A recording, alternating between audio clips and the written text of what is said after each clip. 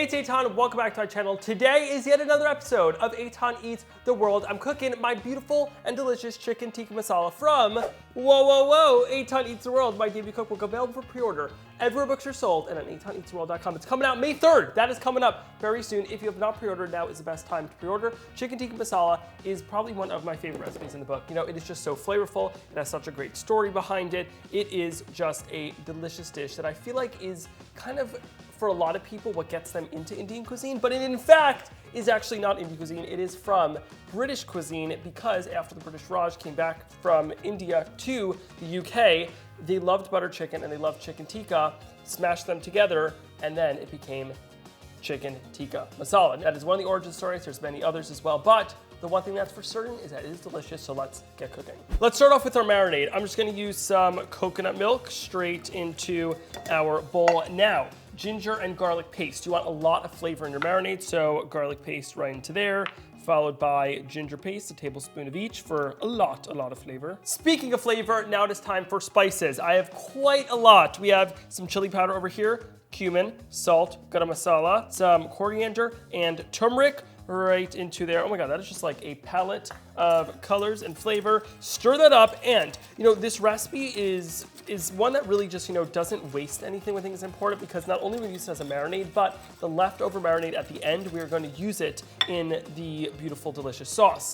Chicken breasts, just cubed into little cubes just like that, about 1-inch cubes. Pour the marinade over top. Stir that up, make sure that every single piece is coated, and now you're gonna wanna let this marinate for 4 to 6 hours. If you have time, I recommend the full 6 for even more flavor. Cover it and into the fridge. Ooh, took a nap and I'm back. Over here, I just have a greased baking pan, and take tongs and just place your chicken there. Now, the reason you're gonna do this with tongs and not just pour it all on there is we do wanna reserve the extra marinade. Now, that extra marinade is gonna help us make our delicious sauce. It is kind of what we finish the sauce with, because it's of course also packed with flavor. So using your tongs just lets you perfectly place the chicken. Make sure there's little spaces in between the chicken. You know, you want that hot air in the oven to be able to circulate around the chicken. So if it's too piled up against each other, it'll just, it'll steam rather than broil. As you can see, I have all my chicken and a little leftover marinade. Now I'm gonna do my favorite culinary technique of opening the oven with my toe, and I'm gonna place in the first one to broil for about 7 minutes on the first side, get that charred flip, 7 minutes on the other side, and then I'm gonna pop in the other and repeat with the rest. A few moments later. Sauce time! So in my pot, just add in some vegetable oil into there. Whole spices go into the oil, some cumin. Take a peek at this. This is black cardamom, not the green cardamom that you probably have seen many times before. Black cardamom, it is smoky, it is earthy, it is super fragrant. So just get that nice and toasty, sizzle up, release all of the natural oils within them, and this really just kind of brings out the flavor, gives it a new life, if you shall. I shall. Also, I don't know if you like, but the blue, inspired by the colors of Eitan Eats The World, which also, back here, it's the little things in life that get you going. Or they get me going. Maybe not you, but this is about me, so. Smells nice and fragrant, so start off with our sliced onions in there. And now, I choose to do sliced onions. I kind of like when there's almost this like string of onions in it. You can chop them if you don't want that. Followed by some minced garlic, a little bit of minced ginger in there, and Indian green chilies with the seeds in, because I like the spice, but if you don't like the spice, you can always leave it out. Get it on a nice medium flame, and we're gonna cook these now for about 7 to 8 minutes until it is nice and translucent, slightly golden brown around the edges. Really just gonna reduce this down and just develop lots of flavor. Hope you're enjoying this video. If you are, and you're like, Eitan, where do I get this fabulous recipe and more? Well, you can find it at Eitan Eats The World, my debut cookbook, coming out May 3rd. That is coming up soon. If you want to support my work, if you enjoy my videos, in all seriousness, it is the #1 way you can support me and the work that I do. It is full of 85 delicious recipes that'll get you excited to cook in the kitchen, have fun in the kitchen, and then have fun eating as well. Expand your palate, expand your culinary knowledge, and just enjoy food. EitanEatsTheWorld.com.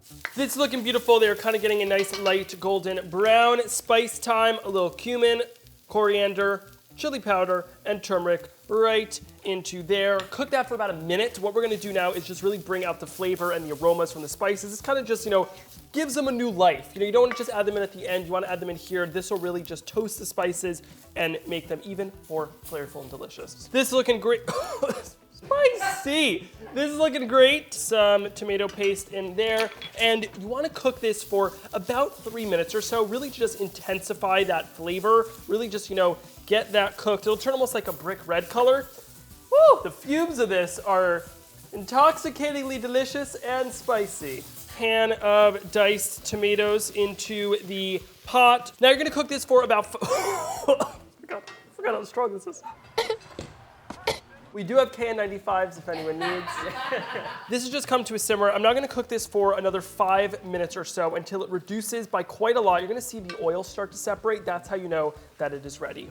Ooh, oh my God, this smells fragrant. That is looking beautiful. It's a deep brick red color. Now, I told at the beginning that we are not gonna be wasting any ingredients over here. So this leftover marinade from the chicken is going straight into here. And cook this for about 10 minutes. Wow, I wish you could smell through this camera right now because it has just filled my whole entire apartment with the most incredible smell. Coconut milk goes right in there. This is going to be our nice and creamy element. Stir that up. As you can see, it's developing that beautiful, iconic colors. Next up, our chicken. Of course, this is cool. It's, since I initially had it in the oven, so I can just hold it with my hand. Oh my God, we had a chicken that ran away. These last two ingredients are actually something that I added later in the development process of this recipe because they add just a little brightness and a touch of sweetness that really balances out everything. So just a little splash of freshly squeezed lemon juice and a generous pinch of sugar. You can leave this out. I do think the little bit of sugar really just kind of finishes it perfectly. So stir this all up and cook for about 10 more minutes. I'll just reheat up the chicken, get this all nice and married together, and then it is eating time. I'm so excited. I have been somewhat patiently waiting over here for this to finish cooking, and it is finally now ready. It has gotten thick and delicious and just a married happy couple of flavors in here. And just scoop this up into your bowl. Oh my, look at that. That gravy is nice and thick. The chicken is juicy from being marinated for so long. It's full of flavor. Sprinkle over top.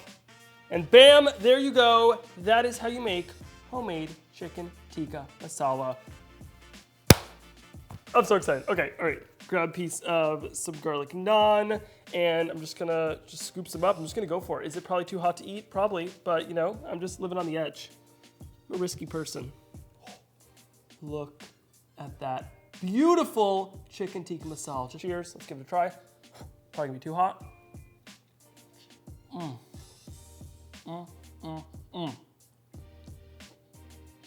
Oh, hot.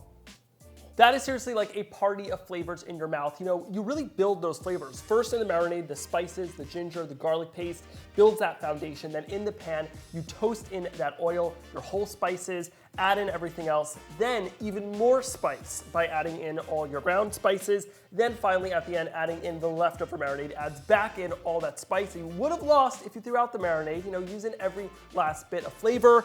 And it really just comes together into a delicious, warm, it's really a dish that gives you a hug while you're eating it. If you want this recipe, you could find it in my debut cookbook, Eitan Eats The World, available everywhere books are sold. If you want to support my work and you enjoy watching, then you are going to love Eitan Eats The World. It is full of technically 84 other recipes. I was gonna say 85 other recipes, but this is one of them. So 84 other recipes. And, obviously this dish is, a little more complex, maybe if you're already comfortable in the kitchen, but if you're just starting out, I have super duper easy recipes there as well. How to perfect soft scrambled eggs, how to make, just really elevate your breakfast to another level with things like PB&J pancakes, super easy things like that, easy desserts, but then also some more complex things. So I really want to make sure my book was approachable for new chefs in the kitchen and seasoned chefs and everyone in between. If you haven't already, be sure to subscribe for more videos. Hit the like button if you enjoyed watching. Comment down below what is your favorite type of curry. And if you need me, I'm just gonna be enjoying my chicken tikka masala. Woo, that's hot. Oh my God. Woo, that is hot. Oh wow. Okay. Metal bowl, hot food, burns the hands.